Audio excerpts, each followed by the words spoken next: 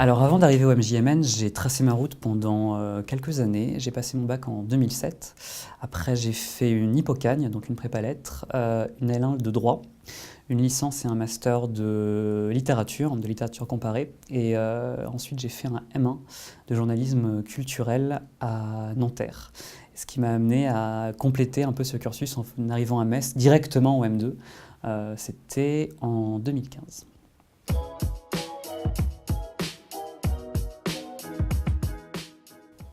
Ça m'a personnellement fait beaucoup de bien. J'ai apprécié la ville de Metz, qui a été très accueillante, qui est un très beau cadre. Ça m'a permis de faire des stages qui ont été importants dans la suite de mon parcours et qui m'ont apporté un socle théorique et pratique pour la suite avant le grand bain.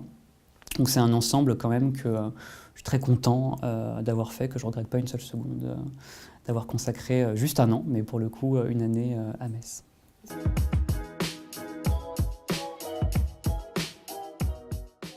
Alors, l'année au MJMN m'a apporté pas mal de compétences au niveau technique, notamment pour la vidéo, car ça concernait des pans de journalisme que je n'avais jamais explorés naturellement ou de manière pré-professionnalisante.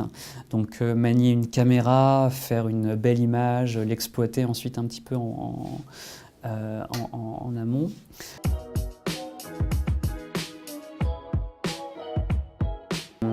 J'ai particulièrement apprécié faire mon chef-d'œuvre, car en amont, j'ai fait une campagne de crowdfunding pour financer le matériel pour le faire, car en fait, comme tout le monde faisait des webdocs, je me suis dit que j'allais un peu prendre la chose à bras-le-corps et de faire quelque chose de différent. Du coup, je me suis lancé dans un flux de podcasts et d'un portail consacré au concours de journalisme.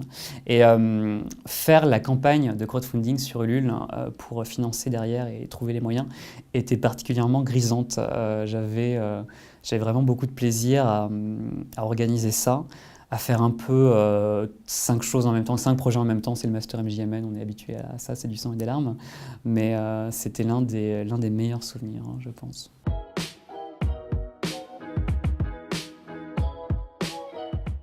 J'ai fait 2 stages pendant mon année au MJMN. La première fois, c'était à The Conversation, donc média dirigé par Didier Pourquerie et Arnaud Mercier.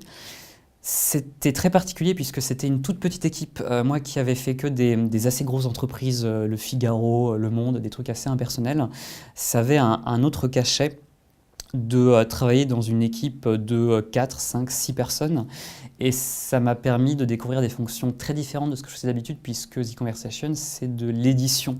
C'est des universitaires qui envoient des textes et qu'on publie et qu'on formate pour qu'ils soient lisibles au plus grand nombre. Donc ça m'a permis de faire tout simplement de l'édition, de la traduction, des tâches un peu annexes et mine de rien du community management. Donc un peu tout sauf du journalisme, mais ça permet de compléter le profil.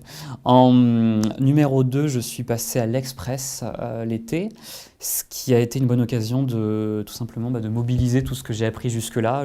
Ça faisait 4 stages, c'était mon 4e. Du coup, là j'étais prêt. Chaque matin, je venais avec mon nombre de sujets que je pouvais proposer, etc. Je me suis spécialisé entre guillemets, je suis resté dans mon domaine de prédilection, ce qui était la high-tech. Et du coup, là c'était vraiment le plus représentatif possible de ce qu'est une vie en rédaction, ce que j'ai pu retrouver à Combini par exemple après où je suis passé en interne. Donc c'était particulièrement représentatif de la vie en rédaction, de la vie professionnelle.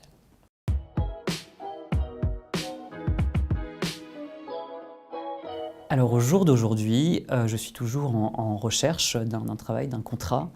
Je suis pigiste dans une multitude de médias. Alors je vais faire le listing, je suis pigiste au Monde, à Libération, au Journal du Geek, à Numérama fut un temps, au nouveau média Les Croissants et à d'autres papiers ou parfois print ponctuellement. J'essaye de diversifier mon activité. Par exemple, je viens de sortir un livre, ce qui pourrait permettre éventuellement un peu une fois par an d'apporter un peu de revenus.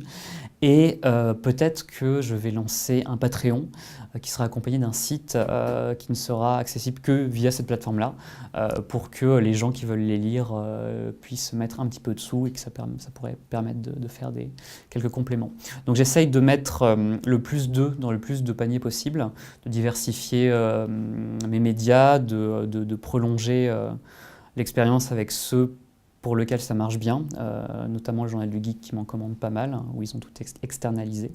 Ils commencent à faire un print, donc ça permet de faire plusieurs choses.